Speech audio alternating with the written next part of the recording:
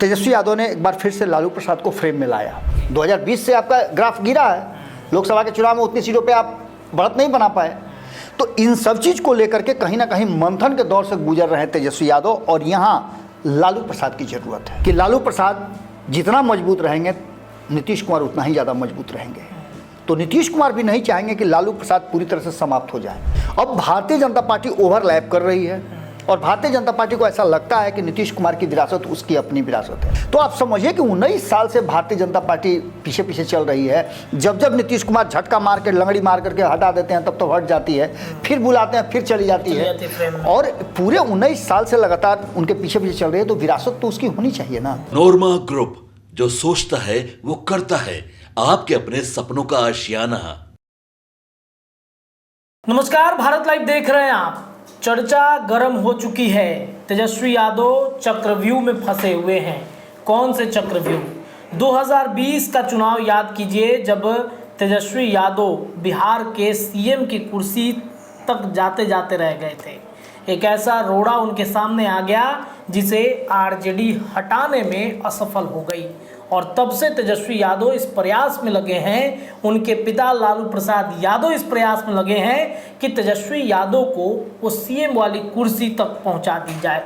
लेकिन उनके सामने बहुत सारी बाधाएं हैं। इस बाधाओं को कैसे लालू प्रसाद यादव हटाएंगे, ख़त्म करेंगे, कई रणनीतियां बनी। साल 2022 9 अगस्त का वो दिन याद कीजिए जब तेजस्वी यादव अपने चाचा नीतीश कुमार के साथ गठबंधन करते हैं।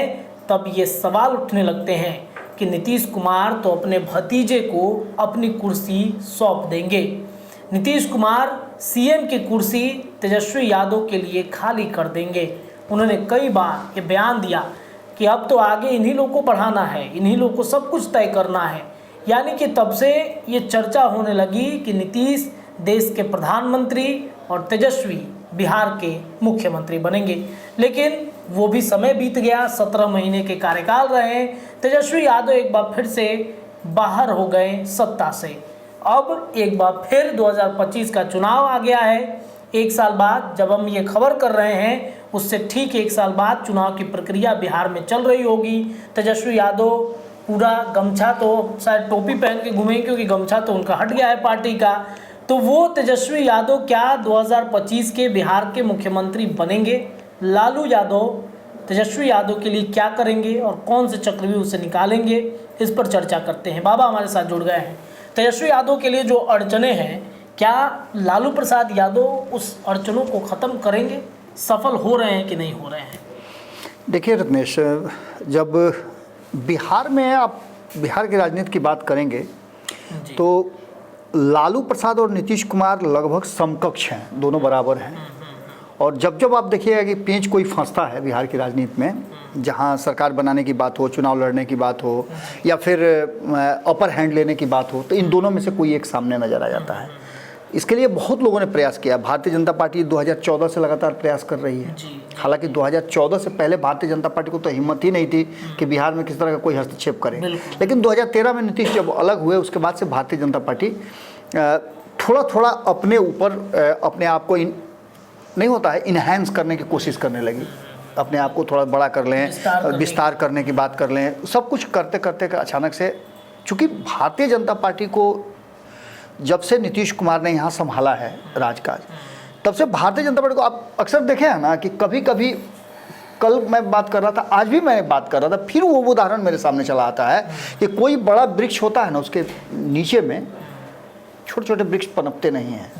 बिल्कुल उसी अंदाज में ये सब कुछ चल रहा था। और जो वर्तमान परिस्थिति बनी है उसमें इतना सब कुछ होने के बाद अगर 5 सीट से 10 सीट से तेजस्वी यादव रह जाते हैं, जो आंकड़े हैं वो बता रहे हैं कि 75 सीट लाए, नंबर 1 की पार्टी बने। उनके सहयोगी दलों में एक 19 लेकर के आया, एक 17-16 लेकर के आया, एक तरह से समझिए तो 110 सीट अपने बदौलत लेके आए थे। नीतीश कुमार को तीसरे नंबर की पार्टी बना दिए। इन सब के बावजूद 115 सीट ले आने के बाद AIMIM के बाद आप इतने बात समझ लीजिए कि सब कुछ होने के बाद नीतीश कुमार के रहते हुए तेजस्वी यादव वहाँ नहीं पहुँच पाए और लालू प्रसाद भरसक कोशिश किए थे। 2020 के चुनाव में लालू प्रसाद एक्टिव थे, 2019 में एक्टिव नहीं थे, जहाँ शून्य पर बोल्ड हो गए थे। लेकिन उस कमी से सीख करके कहीं ना कहीं तेजस्वी यादव ने एक बार फिर से लालू प्रसाद को फ्रेम में लाया।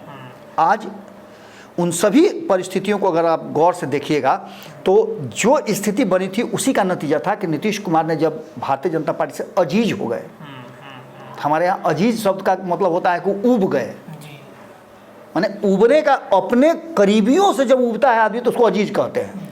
हालांकि अजीज का माने कुछ और होता है, जो बहुत आपका करीबी हो। लेकिन उबने के बाद जब उनको रास्ता कहीं नजर आया तो सीधे नजर आया लालू प्रसाद, और वहाँ नीतीश कुमार को अपने साथ लेकर के लालू प्रसाद ने एक बार फिर से वो रास्ता खोल दिया जिस रास्ते से तेजस्वी यादव मुख्यमंत्री की कुर्सी तक जाएं। इसके लिए उन्होंने क्या किया, तो गैर भाजपाई दलों को जुटान करने के लिए तेजस्वी यादव को लगा दिया नीतीश कुमार के साथ, यहाँ तक कि ललन सिंह को अपने फ्रेम में ढाल लिया। और आपने देखा होगा पूरी तैयारी कैसे चली थी। मैं ये पूरी कहानी और इस बात को इसलिए बता रहा हूँ कि जो वर्तमान राजनीतिक परिस्थिति बनी है उसमें फिर से एक बार लालू प्रसाद, भले ही वो किडनी का ऑपरेशन कराए हों, लेकिन राजनीतिक रूप से ज़्यादा परिपक्व वो नज़र आ रहे हैं। उनके फैसले देख लीजिए आप, जिस तरह से 2024 के चुनाव में उन्होंने भारतीय जनता पार्टी को लेट डाउन किया, जिस तरह से नीतीश कुमार के लिए भारतीय जनता पार्टी को उन्होंने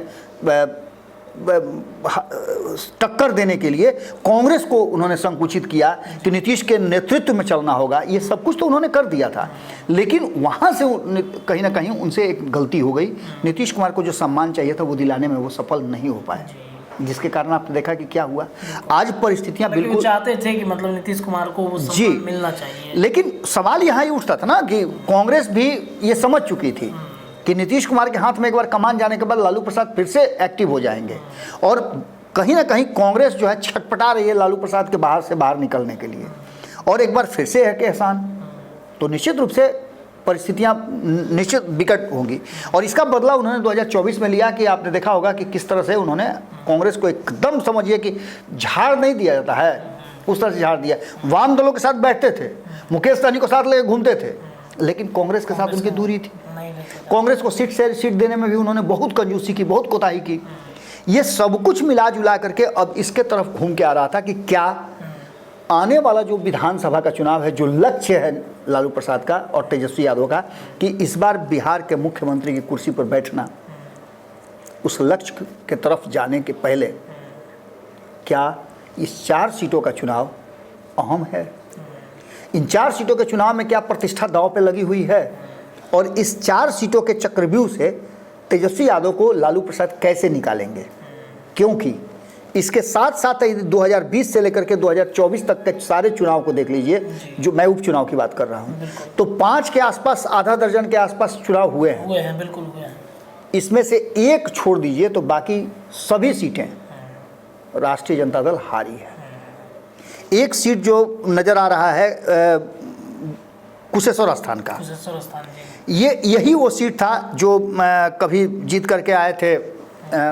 कहीं ना कहीं जो आधा दर्जन के आसपास सीटों में के चुनाव हुए हैं उसमें से एकमात्र बोचहा का सीट है, जो आपको याद होगा कि उस पर उपचुनाव हुआ था। वहाँ मेवालाल जीत करके आए थे, जिनकी मृत्यु के बाद उनके पुत्र लड़े थे, तो वो मुकेश सहनी की पार्टी से नहीं बल्कि वो आरजेडी से चले गए थे और आरजेडी को टिकट मिला था, उससे वो लड़े थे।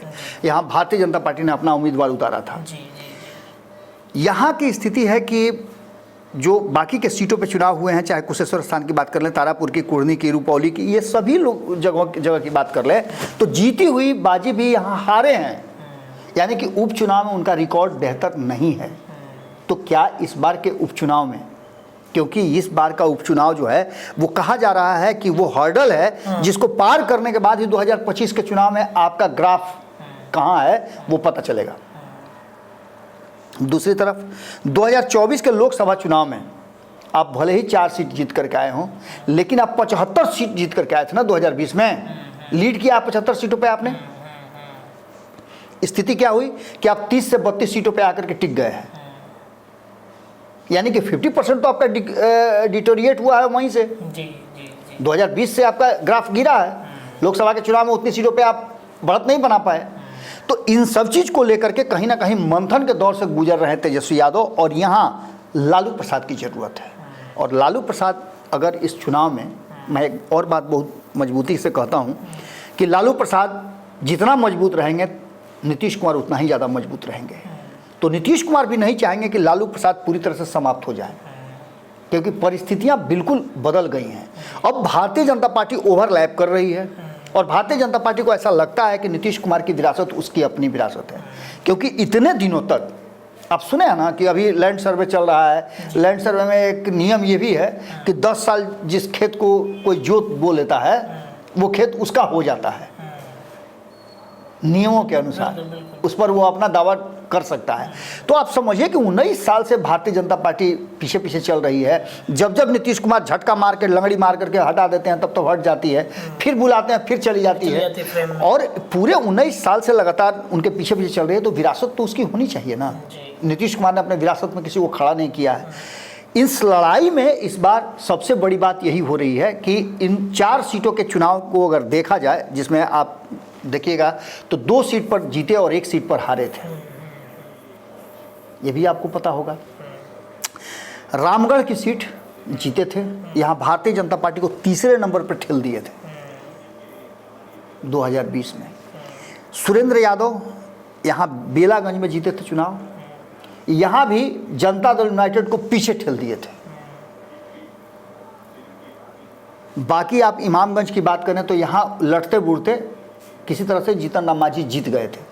उदय नारायण चौधरी यहाँ राष्ट्रीय जनता दल से खड़ा थे और चुनाव हुआ था।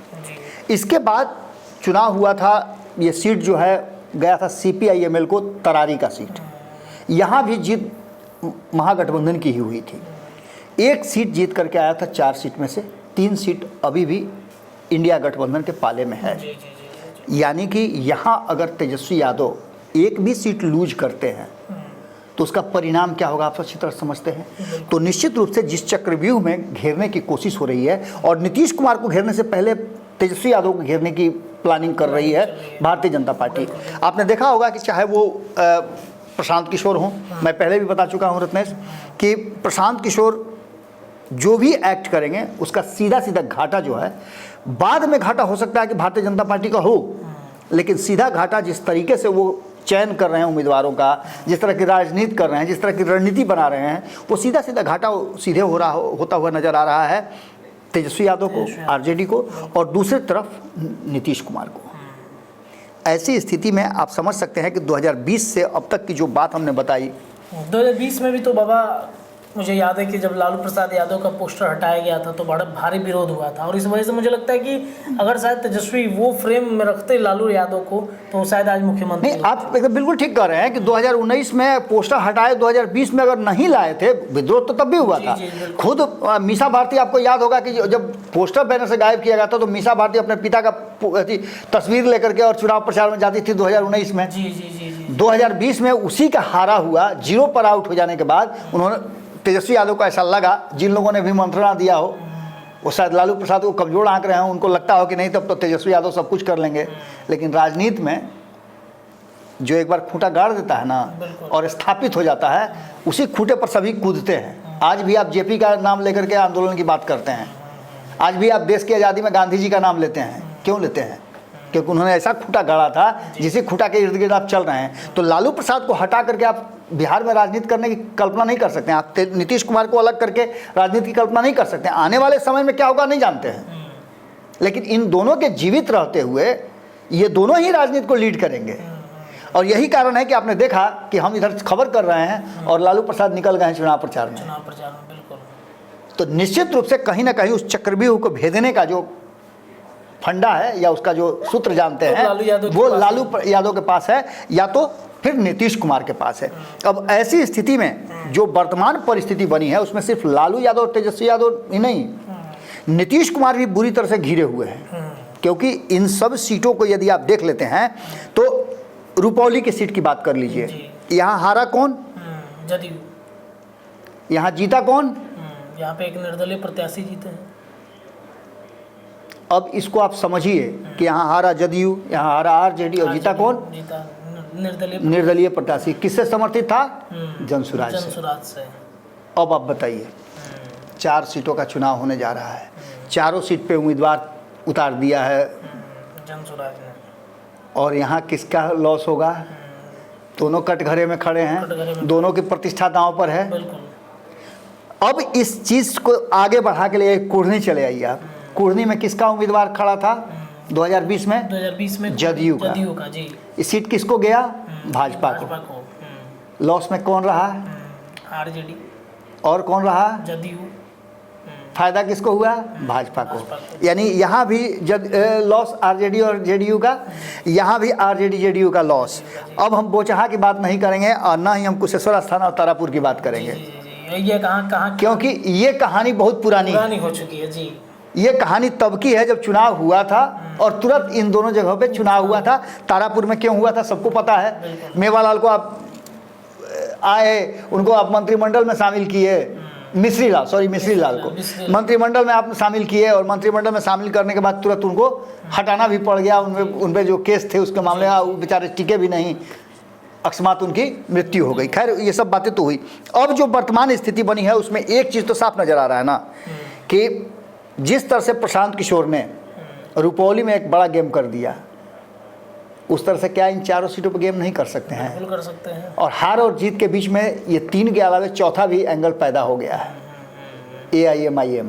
और AIMIM जहाँ है वहाँ नहीं है तो वहाँ बसपा है। हाँ बिल्कुल। तो ये पूरी कहानी इस बात की तरफ इशारा करती है कि तेजस्वी यादव को चक्रव्यूह से निकालने के लिए लालू यादव को फ्रेम में लालू यादव फ्रेम में आ चुके हैं। लेकिन इस रिपोर्ट में सबसे बड़ी बात है कि अगर लालू यादव को तेजस्वी यादव से कोई फ्रेम में रखना हो और लड़ाई उनकी नीतीश कुमार से हो तो वो सीधी लड़ाई लड़ने में कहीं दिक्कत उनको नहीं है, या भाजपा से सीधी लड़ाई हो तो कोई दिक्कत नहीं है। लेकिन जो छापामार युद्ध होता है ना, अचानक से अटैक करने वाला, उससे आदमी पहले से तैयार नहीं होता है। युद्ध में आप अपने दुश्मन को पहचानते हैं, लेकिन आप ही के खेमे का कोई आपका विरोधी बन जाए, जैसे आप रामायण में अक्सर सुनते हो, जब भी रामायण की चर्चा होती है तो विभीषण की चर्चा होती है। तो उस तरह का अगर कोई निकल जाता है तो दैट मीन्स कि आपका वहीं पर आधा चुनाव तो वहीं हार जाते हैं, आधा युद्ध तो वहीं हार जाते हैं। अब देखना दिलचस्प होगा कि इस लड़ाई में क्या कुछ होता है। क्या नीतीश कुमार और लालू प्रसाद दोनों अपनी लेगेसी को बरकरार रखते हैं या फिर इस चुनाव में कोई नया खेल होता है।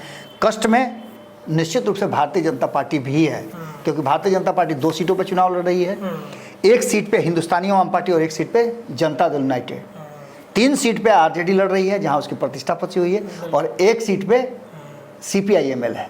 टक्कर कड़ा है और इस कड़े टक्कर में कहीं ना कहीं एक बात तो तय मान के चलिए कि लालू प्रसाद और नीतीश कुमार बड़े फैक्टर के रूप में एक बार फिर से सामने नजर आ सकते हैं। चलिए देखिए, तो ये 4 सीटों के उपचुनाव और इसमें चक्रव्यूह जो बेल लगाया गया है उससे कैसे तेजस्वी यादव को बाहर निकलना है। लालू प्रसाद यादव अब चुनावी रण में कूद चुके हैं। चर्चा गर्म के लिए इतना ही। जुड़े रहिए भारत लाइव पर, खबरें आपको लगातार मिलेंगी। बहुत बहुत धन्यवाद। आपके सपनों को हमने सजाया है, ई-होम्स पैनोरमा को हमने बनाया है। ई-होम्स मेरा एक सपना था जिस पे मैं पिछले 4 साल से काम कर रहा था। हमने जो बनाया है वो सबने है माना। ई-होम्स पैनोरमा में हो आपका भी आशियाना।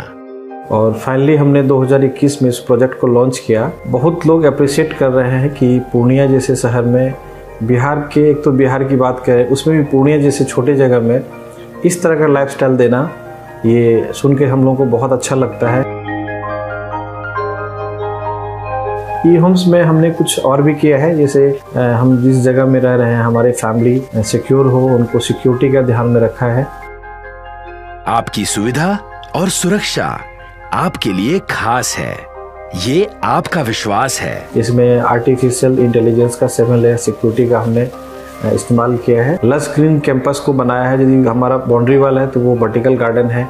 ये जितनी भी फैसिलिटी होता है एक इंटरनेशनल टाउनशिप में ई-होम्स है, ये हम लोग विश्वास नहीं कर पा रहे हैं। जो भी हमारे मित्र दोस्त या जो भी हमारे बाहर के बाहर आते हैं तो हम लोगों को बहुत अच्छा सुनने को मिलता है और बहुत अच्छा क्रेडिट मिल रहा है। वो सारा हमने सिर्फ एक बिल्डिंग नहीं बनाया, हमें एक बहुत अच्छा लाइफस्टाइल दिया ई-होम्स में, और मेरा एक सपना था जिसको मैं आज फुलफिल होते हुए देख पा रहा हूँ। ये आपका आवास है। ई-होम्स पैनोरमा में अब आपका निवास है। E homes Panorama, luxurious lifestyle redefined. Panorama group, जो सोचता है वो करता है। अगर ये वीडियो पसंद आई और वह बिहार के राजनीति और बिहारियत से सरोकार रखेनी तो सब्सक्राइब बटन दबा के चैनल के सब्सक्राइब कर ली। ओजे एगो घंटी बा, ओकरा बटन दबा देला से कुल सटीक और मारक खबर रुआ मुफ्त में मिल जाई। अगर रुआ पत्रकारिता के हमनी के नया प्रयोग में सहयोग कर चाहतानी तो ज्वाइन बटन दबा दी। पेटीएम नंबर नोट कर ली 9386816700। धन्यवाद।